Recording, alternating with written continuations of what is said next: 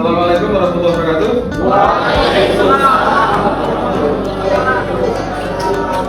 Selamat sore semuanya. Apa kabar semuanya? Oke, terima kasih. Hari ini kita lanjutkan ya diskusinya. Ada yang nggak masuk? Masuk semuanya? Masuk. Sehat. Oke. Apa temanya hari ini? Islam di masa periode Khulafaur Rasyidin. Apa itu Khulafaur Rasyidin? Ada yang tahu? Ada yang tahu? Pemimpin yang terpilih setelah Rasulullah. Siapa saja?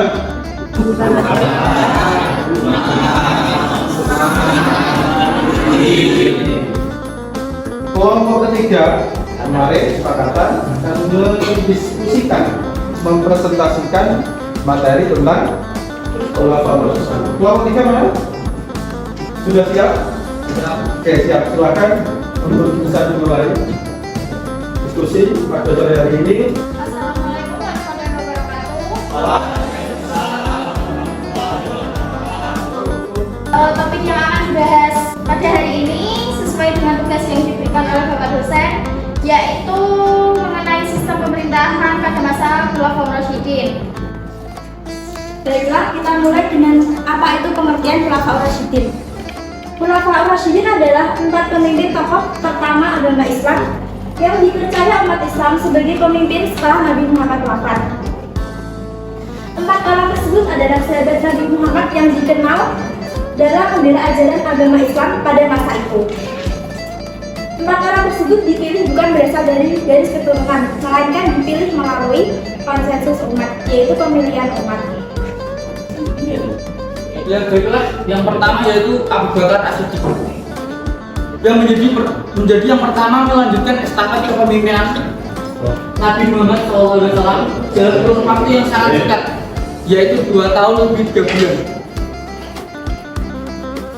Walaupun waktu yang sangat singkat itu, beliau sudah melanjutkan beberapa program yang belum sempat dilawan oleh Rasulullah sebelum beliau meninggal, yaitu salah satunya mengirim pasukan Utsman bin Zaid ke negeri Syam untuk bertempur dengan tentara Bizantium, yaitu dari Romawi.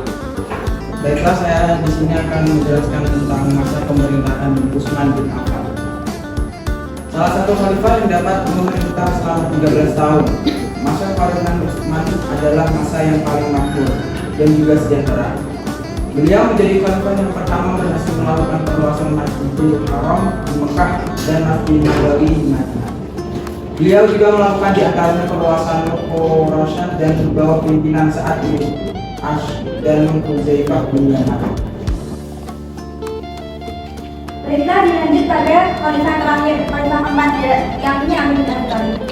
Masa pemerintahan Ali bin Abi Thalib sendiri berlangsung selama 5 tahun. Pada masa pemerintahan ini mewarisi kekacauan yang terjadi pada khalifah sebelumnya, di mana pada masa pemerintahan ini terjadi perang saudara yang pertama kalinya terjadi di antara umat Islam, yaitu pertemuan Basra. Ingin bertanya tentang materi yang tadi dijelaskan masalah kaum Khawarij. Pertama saya ingin menanyakan apa sebab kekontraan antara kaum Khawarij terhadap kekhalifahan Ali bin Abi Thalib. Sebelumnya saya izin bertanya mengenai materi yang telah dibawakan, terlebih pada saat sistem pemerintahan atau waktu pada sistem pemerintahan di masa Khulafaur Rasyidin. Yang menjadi pertanyaan saya, mengapa atau apa alasan yang mendasari sistem pemerintahan yaitu berbeda-beda pada masa tersebut. Demikian, terima kasih. Baik, terima kasih kepada saudara Fadil yang sudah mau bertanya. Di sini saya akan mencoba menjawab pertanyaan saudara, yakni mengapa kaum Khawarij tidak setuju dengan pemerintahan Ali bin Abi Thalib. Pada dasarnya, kaum Khawarij merupakan kaum yang tidak menentang Ali bin Abi Thalib. Namun, pada saat itu Ali bin Abi Thalib malah menyetujui perjanjian antara perdamaian antara Ali bin Abi Thalib dan Muawiyah. Pada saat itu memang Ali bin Abi Thalib terpepet untuk menyetujui suatu perjanjian perjanjian pada perang Safin, sehingga Khawarij pun menganggap bahwa Ali bin Abi Thalib tidak membela penentang, malah membela penentang dan malah memilih berdamai dengan penentang. Dan akhirnya kaum Khawarij membenci Ali bin Abi Thalib. Pertanyaannya dari saudari Vicky ya. Saya ini mencoba menjawab. Jadi perbedaan pemerintahan kelompok Rasyidin ada beberapa faktor yang menjadi pembeda, yaitu kepemimpinan yang berbeda. Ini bisa mencakup dalam bidang ekonomi, hukum, administrasi. Dua, tantangan eksternal seperti perang-perang antar bangsa seperti perang Bizantium, Persia. Dan ini respon terhadap tantangan ini dapat memengaruhi prioritas pemerintah pada saat itu. Saya kira sudah cukup. Karena waktu yang sudah mepet, maka dari itu saya kembalikan ke Bapak dosen. Terima kasih. Wassalamualaikum warahmatullahi wabarakatuh. Waalaikumsalam warahmatullahi wabarakatuh. Khulafaur Rasyidin itu menjadi bentuk pemahaman terhadap pemimpin setelah Rasulullah yang tidak melalui dari jalur keluarga Rasulullah secara langsung gitu ya. Periodisasinya ketika Rasulullah meninggal bahwa tidak langsung gitu ya, tidak langsung menunjuk siapa khalifah setelahnya, siapa pemimpin agama Islam setelah itu, nggak ada petunjuknya. Jadi setelah Rasulullah meninggal wafat ini bingung siapa yang melanjutkan itu. Maka terjadilah perselisihan, terjadilah perbedaan pendapat siapa yang melanjutkan kepemimpinan Rasulullah. Ada dua kelompok begitu, kaum Ansor dan kaum Muhajirin, masing-masing memiliki calon pemimpinnya. Kaum Ansor menunjuk pemimpinnya sendiri, Muhajirin itu menunjuk pemimpinnya sendiri, yang akhirnya oleh saran Umar bin Khattab, Abu Bakarlah yang pantas dan layak menjadi pemimpin. Apa indikatornya? Satu, Abu Bakar adalah termasuk orang pertama yang masuk Islam, termasuk as-sabiqun al-awwalun. Yang kedua, indikator yang tidak bisa dibantah, Abu Bakar itu pernah menjadi imam sholat ya subuh begitu, karena Rasulullah saat itu sakit dan sepanjang hidup Rasulullah hanya satu yang pernah menjadi imam sholat, yaitu Abu Bakar. Praktis di lain itu sejarawan atau ilmuwan tidak menemukan yang kategori yang layak selain itu menjadi indikator kelayakan dari. Yang kedua, setelah Abu Bakar selama kurang lebih 2 tahun ya menjabat khalifah, 1 minggu atau 2 minggu dijelaskan dengan sakit, akhirnya Abu Bakar itu terbesit siapa nanti yang layak menjadi pemimpin setelah saya. Lah Abu Bakar itu akhirnya kepikiran Umar bin Khattab, karena Umar lah itu orang yang tegas, adil, tetapi lembut hatinya. Harapan itu muncul begitu dan dikonfirmasi melalui beberapa sahabat terdekat, termasuk adalah Utsman bin Affan. Bagaimana pendapatmu tentang Umar ketika nanti akan menjadi pemimpin atau khalifah setelah saya? Dijawab pula dengan tegasnya Utsman bahwa Umar lah yang pantas karena Umar memiliki hati yang mulia dan tegas serta adil di dalam melaksanakan kepemimpinan. Prestasinya luar biasa Umar itu. Kalau Abu Bakar prestasinya adalah menumpas nabi-nabi palsu, mengembalikan tauhid kepada ajaran Rasulullah. Karena apa? Hilangnya Rasulullah, hilang banyak sekali pengaruh pada tauhid. Sama dengan kita.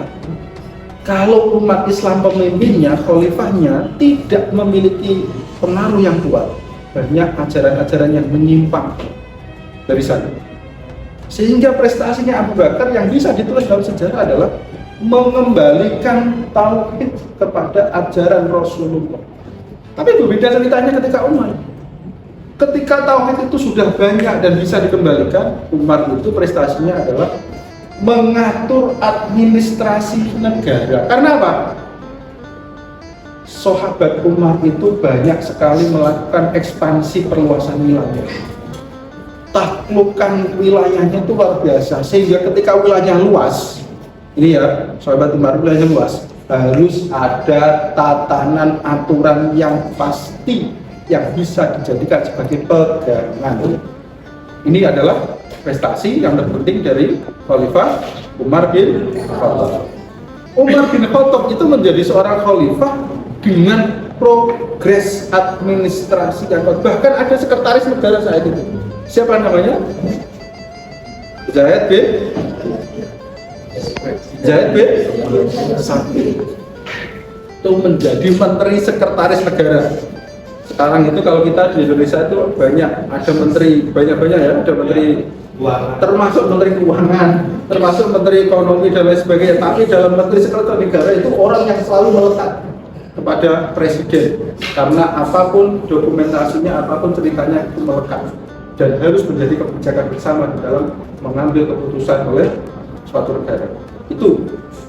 Yang berikutnya, setelah terpilihnya Umar bin Khattab, ini agak lebih demokratis lagi, agak lebih sistematis lagi.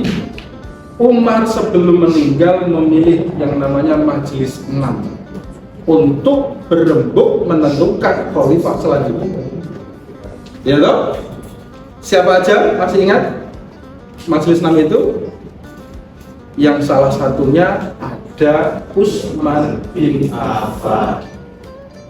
Pendukung dari Utsman bin Affan, Majelis 6 itu mengindikasikan terpilihnya Utsman bin Affan karena apa? Utsman itu orangnya dermawan, Utsman itu mulia, Utsman itu agak apa ya, nggak begitu kurang tegas begitu loh. Pokoknya enak lah diajak ngobrol santai gitu. Ini kalau orang-orang kita memaknai kan, kalau pemilihnya santai, friendly, akrab gitu kan enak kan? Nggak tegas, nggak sedikit-sedikit hukuman, sedikit-sedikit.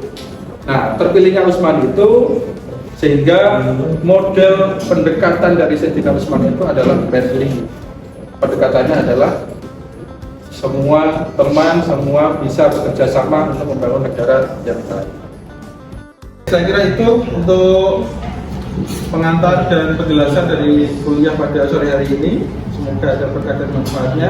Karena kita tahu bahwa Khulafaur Rasyidin ini bukan saudara Nabi, bukan pula keluarga Nabi, tapi jadi dari orang yang memang terpilih dengan kualitas, dengan kemampuan dan kecakapan sesuai dengan bidangnya masing-masing. Ini menjadi pelajaran yang berarti bahwa kepemimpinan itu menjadi penting terhadap sistem perpolitikan yang sehat dan baik. Terima kasih. Kalau tidak ada pertanyaan, ada pertanyaan enggak? Tidak ada. Kalau tidak ada pertanyaan, saya cukup. Semoga ada berkah dan manfaatnya. Kurang lebihnya saya minta maaf. Assalamualaikum warahmatullahi wabarakatuh.